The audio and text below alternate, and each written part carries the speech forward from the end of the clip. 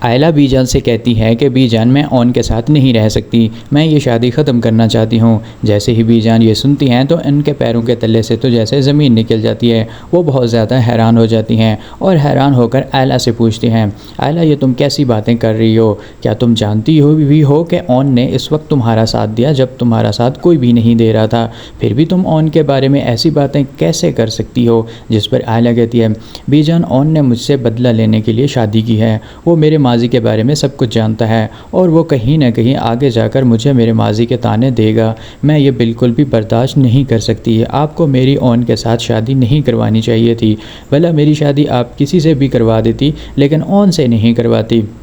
اون میرے اور شامی کے ہر تعلق کے بارے میں جانتا ہے۔ اگر میں اس کے ساتھ زندگی گزارنے کا سوچتی ہوں تو مجھے بہت زیادہ وحشت ہونے لگتی ہے۔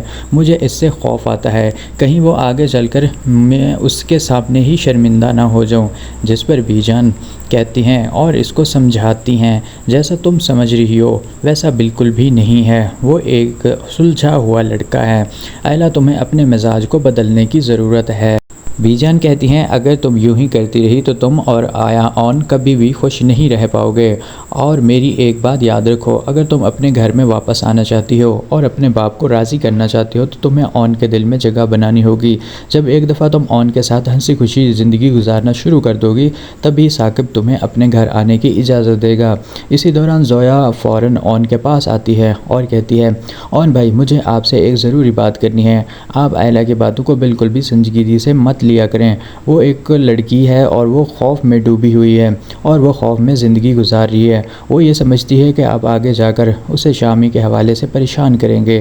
آپ کے ماضی کے بارے میں تو اس کے جانتے ہیں، وہ آپ سے ڈرتی ہوئی ہے، اسی لیے وہ آپ سے جان چھڑانا چاہتی ہے۔ جس پر اون کہتا ہے، زویا تم یہ کیسے سوچ سکتی ہو؟ میں آئلہ کو کسی بھی قسم کی تکلیف پہنچاؤں گا۔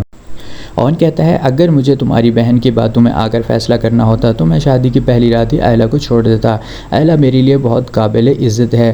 جو کچھ بھی ہوا میں جانتا ہوں اس میں آئلہ کی بھی غلطی تھی، لیکن آئلہ سے زیادہ قصور شامی کا ہے۔ اگر شامی سب کے سامنے کھڑا ہو کر آئلہ کا ساتھ دیتا تو آج آئلہ کبھی بھی یوں در بدر نہ ہو رہی ہوتی۔ اس کے بعد زویا اور بی جان اپنے گھر واپس آ جاتے ہیں۔ جیسے ہی بی جان واپس آتی ہے تو وہ سیدھا فاروق کے پاس جاتی ہے اور غصے میں کہتی ہیں، تمہارے بیٹے نے جو حرکت کی ہے نا، اس کے بعد تو میرا دل چاہ رہا ہے کہ میں زوردار تھپڑ اس کے منہ پر ماروں۔ آخر تمہارے بیٹے نے یہ سوچا بھی کیسے کہ وہ آئلہ سے جا کر معافی مانگے گا اور وہ اسے معاف کر دے گی؟ یہ سن کر عرفہ حیران ہو جاتی ہے اور کہتی ہے، آپ میرے بیٹے پر الزام لگا رہی ہیں، ایسا کچھ بھی نہیں ہے۔ لیکن بی جان انہیں سارا معاملہ صاف صاف بتاتی ہیں اور سمجھاتی ہیں اور کہتی ہیں، تمہارے بیٹے نے آئلہ اور اون کی زندگی میں خرابی پیدا کرنے کی کوشش کی ہے اور یہ سب کچھ تمہارا بیٹا اپنی بیوی کے کہنے پہ کر رہا ہے۔ یہ سب رملہ اور اسی کی ساری چال ہے، کیونکہ رملہ اون سے محبت کرتی ہے اور وہ چاہتی ہے کہ اون اور آئلہ کی طلاق ہو جائے تاکہ وہ آسانی سے اون سے شادی کر سکے۔ لیکن میں تمہیں یہ بات بتا دوں، آئلہ اور اون کو کوئی بھی جدا نہیں کر سکتا، اس لیے تم اپنے بیٹے کو لگام دو۔ یہ کہہ کر بی جان وہاں سے اٹھ کر چلی جاتی ہیں۔